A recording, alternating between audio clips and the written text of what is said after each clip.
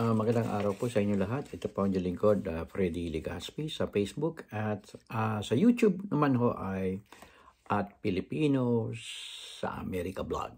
Kaya at Pilipinos sa America Vlog, YouTube, and your host, Freddy. And if you haven't subscribed to my channel, please subscribe to my channel by clicking the button below, the red button, and it's all free. At kung pwede ay mag-comment ho kayo, malaman ko lang, lalo na dito sa content ko for today. At sana bigyan niyo po ako ng big likes, okay? At ako po, again, parati ako magpapasalamat kasi sa mga biyaya na tanggap ko sa mga nakaraang araw na ito. Dito po sa Amerika ay meron ako akong pension na tinatawag at ito po ay 2 at ako po ay nagpapasalamat dito sa Amerika sa Social Security Administration at sa Medicare. Maraming salamat. 2 pension, no? 2 pension. Hindi masama, no? Hindi na masama. Maraming salamat. At sa YouTube to, sana malapit na rin akong ma-monetize. Dahil hindi pa rin ako na-monetize mga kasama eh. Hindi pa ako na-monetize. At the same time, ako po ay nagpapasalamat sa inyong pagtangkilik na talagang ina-appreciate ko. Kayo mga subscribers ko, mga followers sa Facebook, thank you so much.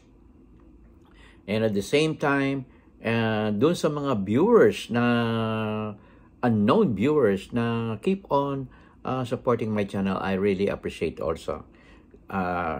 Tuloy-tuloy ang pagdami at ako po ay nagpapasalamat at hindi ko to bibitawan kasi kasi mayroon na akong passion eh, dapat magbitaw na ako, no, I still love it because I really appreciate it and nag-enjoy ako at ako gusto kong makatulong sa mga gustong pumunta rito.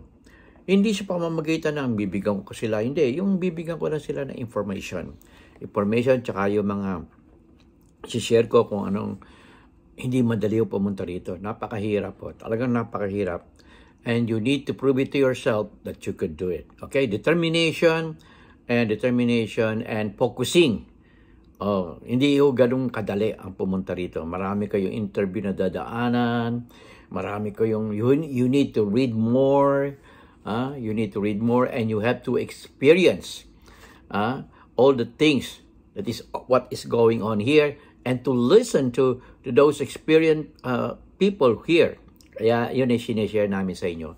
Okay? Lalo na dyan sa Pilipinas, alam ko marami gustong makarating dito, pero kadalasan ay nade-deny sila.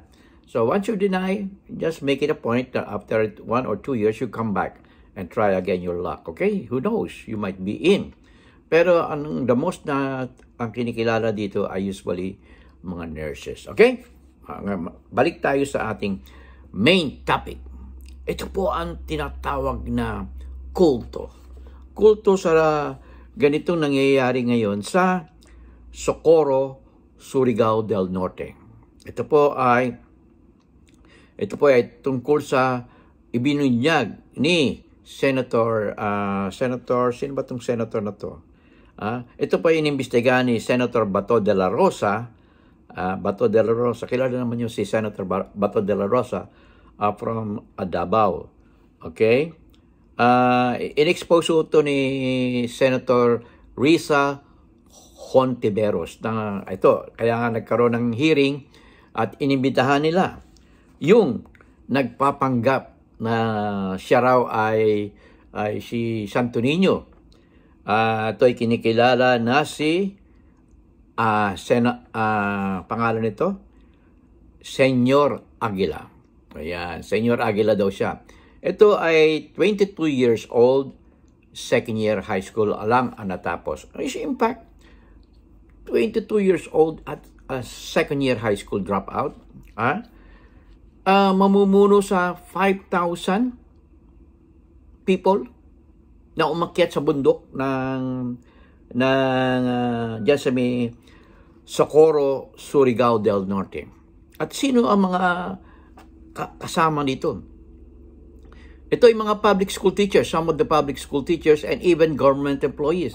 At alam naman natin bago ka makapasok sa government employee, you must you must be civil service eligible. At to become a teacher, you must pass the board exam, right? See? So, how come na bakit sila kinilala na ito, under na second year high school, kikilalanin mo na maging leader, mas mataas ang pinag-aralan mo sa kanya eh. Paano? At ganyan na nangyayari ngayon sa Pilipinas. Ginagawa nyo leader ang kulang sa pag-aaral. Meron tayong senador dyan hindi makapagsalita na English. Yet why you voted? You are a doctor, you are a nurse, you are an engineer, and you let these people put them in a position that is not qualified for that position. Katulad ni sino pa? Yung pro-China na senator dyan, na ginawa niyong number 1. Sino pa? Si Robin Hood Padilla. Bakit nyo binoto? Ayan, tuloy. Binebenta tayo sa China, kumakampi sa China. Bakit? Kasi ex-convict hindi pwede pumunta rito sa Amerika. Yan ang dahilan kung bakit galit na galit sa Amerika. Ito, mabalik tayo. Kasi daw to si Senyor Argala ay reincarnation daw ni Santo Niño.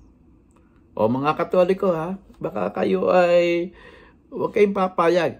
At may mga professional na sumama sa kanya, pero karamihan po ay mga drop out sa mga eskwelahan. Yung iba hindi nga marunong sumulat at magbasa. Diyan sa lugar ng Surigao del Norte. Okay? Yan Socorro. Bayan ng Socorro.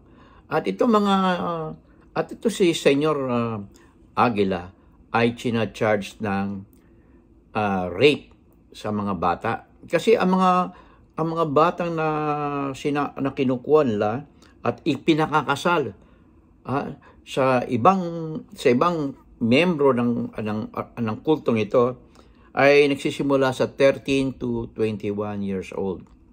Napakabata. At yung iba ay ito nga, ay hindi ko lang alam kung totoo ito. Ni-rape yata ito. At kinikidnap yung iba. So, depende sa Senate hearing kung ano nangyari. At ito ay abangan natin. Hindi pa ito kumpirmado, pero makikita nyo, ito ay tinake up na sa Senate hearing.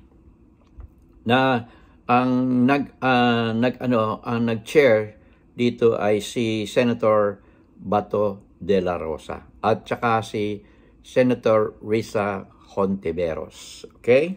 Napaka naman ang ating ano ba nangyayari dyan sa Pilipinas? Bakit tayo pumapayag at pumapasok sa kulto? Yan ang hindi maganda. At ang involved na sa kabataan dito ay umaabot sa 1,000. 1,000 kabataan. Ay naku, paano ba naman yan?